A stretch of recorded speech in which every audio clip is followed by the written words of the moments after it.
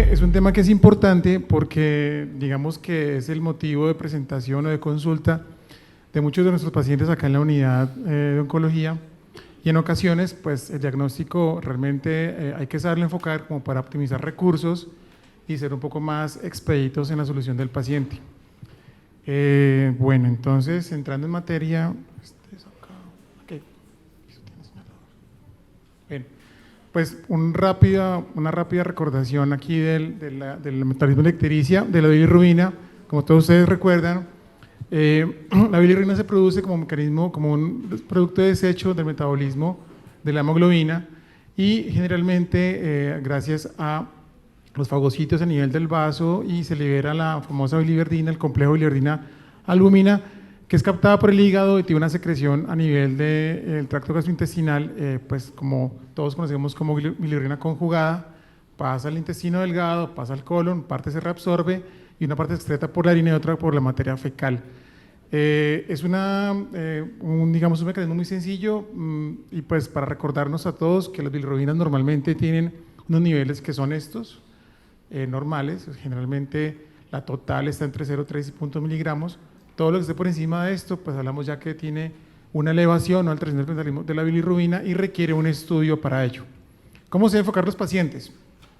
Bueno, digamos que tenemos varias causas que produzcan o que generan que se den las bilirrubinas. Hay causas prehepáticas, por ejemplo una hemólisis, causas intrahepáticas como daño hepatocelular producido por toxinas o por infecciones, y causas poshepáticas como estas acá, por obstrucción del conducto de salida de las vías biliares.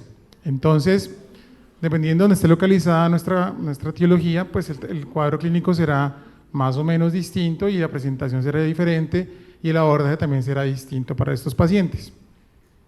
Entonces, bueno, como mencionaba, prehepática, intrahepática y poshepática. Es lo que tenemos que saber diferenciar con un paciente que está con ictericia. Causas prehepáticas. Ahí, dentro de las causas prehepáticas hay unas congénitas y otras adquiridas. En las congénitas están todo ese tipo de enfermedades que ustedes ven acá, de muy poca prevalencia, pero que son importantes conocerlas: la esferocitosis, la talasemia, la anemia falciforme, en fin. Todas estas enfermedades se caracterizan por algo, y es que hay una gran elevación de la bilirrubina a expensas de la indirecta, porque no se alcanza a conjugar en el hígado. Hay causas adquiridas también, como son estas acá, como ustedes pueden ver: hemólisis autoinmune, reacciones transfusionales, incluso el trauma, coagulación intravascular diseminada, hipofosfatemia, púrpura, en fin. Todas estas enfermedades, tanto adquiridas como congénitas, tienen una presentación clínica que es característica. Casi todos los pacientes tienen obviamente anemia y tienen ictericia escleral y en la piel. Esto parece muy simple, pero esto es lo que diferencia un paciente que tiene, por ejemplo, una ictericia obstructiva, que van a ver que es distinta, a una causa prehepática. Generalmente el paciente con una causa prehepática, como se pueden dar cuenta, como es casi siempre congénito o enfermedades adquiridas de larga evolución, no tiene un cuadro clínico súbito, agudo, que lo conlleve usualmente a consultar por urgencias, ni un cuadro con un deterioro clínico importante. O sea, usualmente no hacen colangitis estos pacientes. Si no es un hallazgo, oiga, yo me pongo amarillo a veces los ojos en ocasiones, o tiene una larga evolución de esa ictericia, entonces ya uno le hace pensar por el interrogatorio de que pues esto realmente no es tan agudo como uno cree, y la característica principal es esta: la bilirrubina indirecta es la que se encuentra elevada en estos casos. Entonces ya tenemos como las causas, la presentación clínica, que es más o menos sencilla, y pues como el factor principal, uno casi que con el diagnóstico, con el examen, con la historia clínica, con la evaluación clínica del paciente, el interrogatorio y unas simples bilirrubinas, uno casi el diagnóstico de dónde está el problema del paciente. Generalmente no requiere uno hasta aquí gran cosa. Miren que es muy sencillo abordarlo. Bueno, las causas intrahepáticas también, al igual que las otras, hay congénitas y adquiridas. Congénitas, pues todas estas enfermedades: síndrome de Rotor, hemocromatosis, el Gilbert, Krigel-Nagar, son las intrahepáticas. Las adquiridas intrahepáticas están todas las demás, que también son muy conocidas para nosotros, más frecuentes: todas las hepatitis virales, alcohólicas, autoinmune, la sepsis, el trauma, la desnutrición, entre otras. ¿Qué tienen todos en común? Bueno, en común tienen que usualmente en la mayoría de esos pacientes, sobre todo en las causas adquiridas, tiene un cuadro clínico un poco más agudo y más, digamos, más florido. Todos cursan generalmente con dolor abdominal, la mayoría de las veces, fiebre, náuseas, síntomas gastrointestinales asociados que pueden variar de intensidad, astenia, pérdida de peso. Como ustedes se dan cuenta, hay muchas causas distintas, ¿sí? Desde tumores, por ejemplo, al trauma, a las hepatitis. Por tanto, el cuadro clínico varía bastante. Pero digamos que es un cuadro clínico en general más florido y más sintomático que en las causas prehepáticas. Ya tenemos como una pista ahí también. Bueno, hasta incluso alteración del estado de conciencia pueden tener algunos pacientes en ocasiones. Característica entonces, pues, de las hepáticas, generalmente tiene elevación de las bilirrubinas, tanto la directa como la indirecta están elevadas, ¿sí? Y pues un cuadro clínico que es distinto. Aquí mire que hemos hecho solamente interrogatorio, examen físico y bilirrubinas. Ya con eso tenemos una diferencia marcada entre las dos primeras. ¿Qué siguen? Las poshepáticas, que son como las más sencillas a veces o las que usualmente la gente piensa más por frecuencia. Pues congénitas también las hay, sobre todo en niños, atresia biliar, fibrosis quística, los quistes del colédoco, que usualmente se ven más que todo en niños, aunque se ve también en adultos.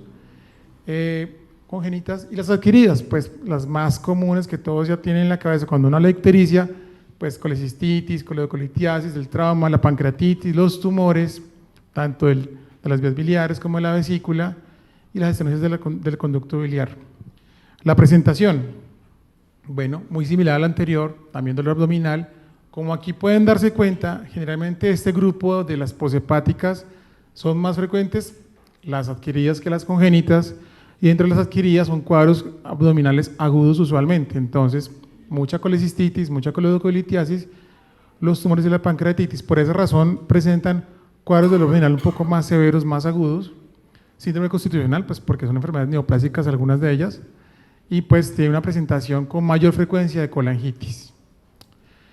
Nuevamente, pues el factor característico es la bilirrubina directa, que es la que se eleva generalmente. Entonces encontramos pues como un patrón muy sencillo de presentación. Este algoritmo es muy simple, pues se ve un poquito complicado, pero vamos a resumirlo aquí de una manera muy sencilla. Lo que les mencionaba ahorita, mire, el diagnóstico básicamente está acá en esos tres primeros puntos. La historia clínica, ¿cierto? El examen físico, pues que estaría acá incluido, y el laboratorio. Uno con eso ya casi que lo ubica, o sea, uno ya casi tiene como seguridad en dónde está el paciente.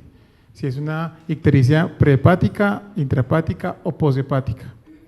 Con las bilirrubinas nos podemos obviamente diferenciar hacia dónde tenemos que ir. Si es una paciente que parece con ictericia indirecta, ¿cierto? Casi ya con seguridad que el diagnóstico tiene una causa hematológica. De todo esto que hablábamos al principio. De todas las causas aquí, regreso acá para que la vean nuevamente. Todas estas causas. ¿Qué tienen todas estas en común? Que la mayoría son enfermedades hematológicas, si se pueden dar cuenta. ¿Listo? Entonces ya casi que nos obliga, o estamos como ante un paciente hematológico, que si nuestro lugar, o digamos somos médicos de urgencias, o estamos o somos enfermeros en urgencias, o en el piso, pues casi que ya, digamos que el estudio del paciente hematológico pues ya tiene un enfoque más complejo y un poco más especializado. No es la indirecta, es la directa la que está elevada. Bueno, listo, entonces la directa hay dos causas que pueden tener, puede ser intrahepática o poshepática, básicamente, ¿cierto? Estas dos, ¿cómo las diferenciamos? Pues básicamente con un estudio de imagen. ¿Cuál es el estudio de imagen más sencillo que uno puede realizar? Una ecografía, es la más sencilla de todas y es la más útil realmente en el abordaje inicial de sus pacientes.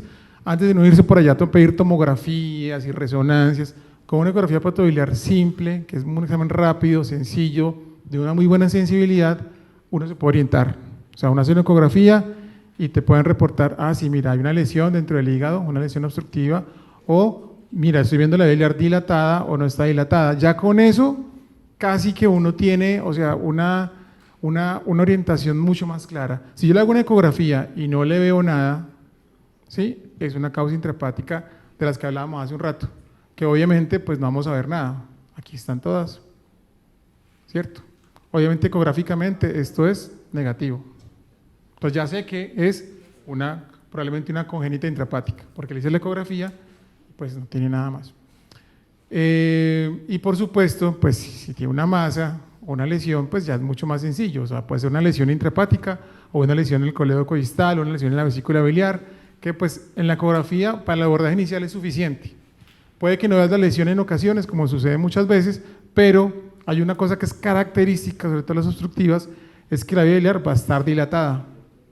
Entonces, oiga, no le veo ninguna lesión, no hay ninguna lesión en el hígado, no hay ninguna lesión en las vías biliares, pero sí llama la atención que están dilatadas. Ya eso le dice a uno que tiene una obstrucción distal, si sumado a eso, la ictericia está generada por una bilirrubina elevada, expensas de la directa, ya sé yo, pues ya sabemos que es una causa distal. ¿Qué sucede con la ecografía en ocasiones? Es que la ecografía tiene una limitante para ver tanto la vía biliar distal, o sea, el colédoco distal, como el páncreas. ¿Por qué el páncreas no se ve tan bien? Recuerden que la onda sonográfica viaja muy bien a través de los líquidos y los tejidos, en el aire no lo hace. Entonces, la primera porción del duodeno tiene una curvatura y cubre parte de la cabeza del páncreas, está cubierta por el duodeno, ahí usualmente hay aire. Puede que haya líquido en ocasiones y puede que el radiólogo en ocasiones pueda ver el páncreas, pero usualmente no es lo frecuente. Por esa razón, cuando hay lesiones en la cabeza del páncreas son pequeñas o en el colédoco distal, la ecografía no las alcanza a ver. Pero bueno, indirectamente, ¿qué uno puede ver? Dilatación de la vía biliar. Entonces ya con eso, ahí sí entramos a decir, listo, vamos a estudiarlo porque está obstruido, está dilatado definitivamente. ¿Qué estudio de imagen creen que sería mejor para verle a esos pacientes? ¿Qué se les ocurre en este lugar? ¿Tomografía o resonancia? Pregunta. La resonancia es mejor. Realmente, si no cuenta con resonancia contrastada, es mejor usualmente. Un error común que suele pasar es que se piden en este punto colangioresonancias, que son muy buenas. La colangioresonancia, evidentemente, uno ve la vía biliar completa y puede ver lesiones tanto intrahepáticas como extrahepáticas, pero por la fase que hacen la colangioresonancia, como se hace la colangioresonancia, usualmente es un medio de contraste específico para la vía biliar y el páncreas queda excluido y parte del tejido hepático también. Entonces, si uno tiene muy claro que es una lesión de la vía biliar, ya lo tiene claro por, digamos, por historia clínica, es decir, operaron de la vesícula biliar y se puso ictérico a los 4 o 5 días o a la semana. Entonces yo tengo que pensar, oiga, probablemente es una estenosis de la vía biliar y le pido una colangioresonancia porque es muy específica para eso. Pero si yo no tengo claridad de qué es lo que tiene, vemos la resonancia contrastada, porque ves ves el contraste entre el tejido hepático y pancreático y aparte ves la vía biliar, entonces es un examen más completo.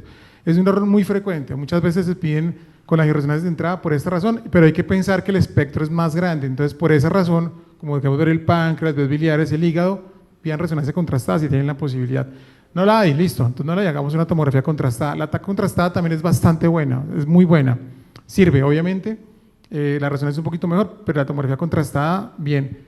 Siempre, y es una cuña, siempre las imágenes deben ser contrastadas, porque necesita contrastar el tejido sano con el contraste que traen por la parte endovenosa con el tejido que está normal. El tejido anormal, el tejido extraño, los tejidos, los tumores, generalmente no captan el contraste. Entonces uno logra identificar lesiones porque no están captando el contraste y algunos tumores captan mucho el contraste. Entonces por esa razón el contraste siempre es fundamental.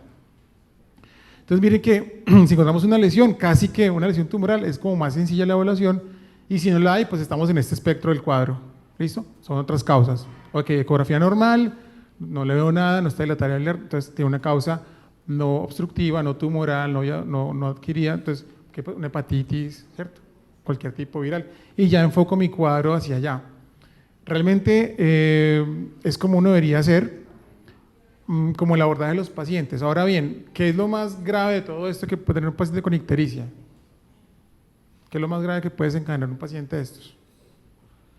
La colangitis, ¿cierto? La colangitis es una complicación de todos estos pacientes, como les mostré, generalmente para las causas poshepáticas es muy frecuentes, las intrahepáticas no tanto, las prehepáticas no sucede usualmente, y estos dos señores son Charcot y Raynaud, que son los famosos de los libros de semiología, la teoría de Charcot y Raynaud, ¿recuerdan? Rápidamente aquí, para mencionarles una cosita que tenemos ahí como un poquito de tiempo, el dolor abdominal asociado a fiebre e ictericia es el cuadro típico de una colangitis. Miren que es fácil, eso también es sencillo, no requiere una gran cosa, ni gran soporte de laboratorio, ni estudios adicionales para expresar una colangitis clínicamente en un paciente hospitalizado o en urgencias. Dolor, fiebre e ictericia, como lo escribió Charcot. Y Reynolds pues le agregó la famosa alteración del estado de conciencia y el shock, que es la pentada de Reynolds, que son los 5 signos semiológicos típicos. Bueno, esto generalmente, pues como ustedes saben, la bilirrubina no se logra excretar, hay un crecimiento bacteriano, hay una sobrepoblación de bacterias, hay una diseminación hematógena y pues una sepsis de origen biliar. Causas, la más frecuente y lo que todo el mundo piensa siempre, pues son los cálculos en las vías biliares, las lesiones benignas y las lesiones malignas, que son los tumores. ¿Sí? Esto casi que el cuadro de colangitis es más asociado a las causas obstructivas, pero como les mencionaba, también las intrahepáticas lo pueden causar. A veces un tumor, por ejemplo, dentro del hígado puede crecer en forma importante y comprimir las vías biliares cercanas al hilio hepático y causar una colangitis. Como principio, bueno, aquí pues la misma definición que les mencionaba, como principio de los pacientes, casi que muy pocos presentan los 5 síntomas, la pentada de Reynolds, es bastante raro que lo presenten. La mayoría están por acá, ¿sí? Y la mortalidad puede ser muy importante en estos pacientes. La demora en el diagnóstico generalmente es fatal en estos pacientes. Uno tiene que diferenciar muchas veces acá. Entonces, una hepatitis viral se comporta más o menos parecido. Tiene dolor abdominal, tiene fiebre y también ictericia. Pero miren que va a marcar la diferencia realmente. ¿Qué tipo de bilirrubinas están elevadas en los pacientes? Eso es lo que obviamente nos marca. Una hepatitis viral puedes tener 5 o 6 de bilirrubinas, pero si miras, generalmente hay un compromiso como casi que 50-50, 60-50%. Mientras que es obstructivo neto por una lesión tumoral, es usualmente la mayor parte por expresión de la bilirrubina directa. Otra cosa muy característica es que los tumores o las lesiones obstructivas tienen lesiones de bilirrubinas muy altas, digamos, muy altas, que tú ves un paciente en urgencias con 10 de bilirrubinas, 12, 15, 16, ¿sí? Por encima de 7 u de 8. Las causas más benignas no elevan tanto las bilirrubinas, llegan a 3, a 4, máximo 5 o 6 generalmente. Pero cuando es una causa maligna, uno ve una lesión muy, muy importante en esos pacientes. Bueno, existe en Tokio un consenso hace un poco más de 10 años, donde se define cómo se sospecha un paciente que tenga una colangitis. Básicamente es, resumiendo aquí rápidamente, tener los síntomas, ¿cierto? Entonces, dolor, fiebre y ictericia, la triada de Charcot, tener cambios en el hemograma, en la función hepática alterada y una evidencia de imágenes que estén alteradas o no de la alteración de la vía biliar. Con que uno tenga al menos uno, el primero, y alguno de estos dos, ya hace una colangitis. ¿Sí? Yo puedo que tenga el cuadro clínico, los laboratorios, puede que la imagen no se vea, puede que no la vea dilatado, pero es una colangitis finalmente. Hay que tratarla. Entonces, ¿cómo se trata? Pues médicamente, con antibióticos generalmente. Pues el principio de toda colangitis es este. Hay que drenar la vía biliar, como sea, hay que drenarla por donde sea, endoscópicamente, percutáneamente, quirúrgicamente, porque es como cuando tiene un absceso uno si no lo drena usualmente no mejora. Entonces, o requiere un manejo antibiótico muy prolongado, pero como es una causa obstructiva, lo que generó la ictericia, si usted no resuelve la obstrucción, generalmente el paciente no se va a mejorar. Bueno, entonces si es muy severo, el paciente hace una disfunción orgánica y pues digamos que hay que tratarlo como se pueda. Cuestión de severidad, lo mismo. Entonces, ¿cuál es la recomendación inicial en un paciente de estos? Pues lo más fisiológico posible es la aireación endoscópica. ¿Por qué no se opera? Porque usualmente si está una colangitis, está muy comprometido, si uno lo lleva a cirugía, la probabilidad que se complique es mucho mayor. Entonces uno hace en cirugía siempre lo menos invasivo y pasa a lo más invasivo como último recurso. Entonces la endoscopia sería como lo ideal, o sea, una CEPRE que le ponga un stent biliar. No se pudo, a veces no se puede canalizar la papila, a veces hay demasiada inflamación o hay un tumor que no permite el paso del endoscopio. Entonces la segunda alternativa es una lesión transparieto-hepática. Sí, es efectiva también, pero en ocasiones hay que drenar ambas vías biliares. Usualmente el radiólogo aborda por un lado la vía biliar del lado derecho, por el otro lado la vía biliar izquierda, para lograr una buena derivación. Por una abordaje transparieto-hepática, hoy en día hay radiólogos intervencionistas muy, muy hábiles y logran incluso vencer el sitio de obstrucción, colocar un stent biliar o una prótesis en esos pacientes, y es completamente útil para ellos. Pueden dar drenajes también nasobiliares, internos, digamos, depende de la condición del paciente y la habilidad pues, de quien lo realiza. Y la última alternativa, pues el drenaje quirúrgico, el último que le queda al paciente. Pero muchas veces es complicado porque, digamos que la sobrevida del paciente puede verse alterada, o si tiene una lesión tumoral, por ejemplo en el colédoco distal, Si usted hace una cirugía de urgencia, no le hace la cirugía oncológica que el paciente requiere, usted le hace una cirugía paliativa que probablemente el paciente, si era quirúrgico en ese momento, era resecable, seguramente para un futuro más adelante, tal vez ya por haberlo operado, posiblemente el resultado no sea mejor o no se pueda hacer lo que uno crea o uno debería haber hecho inicialmente en estos pacientes.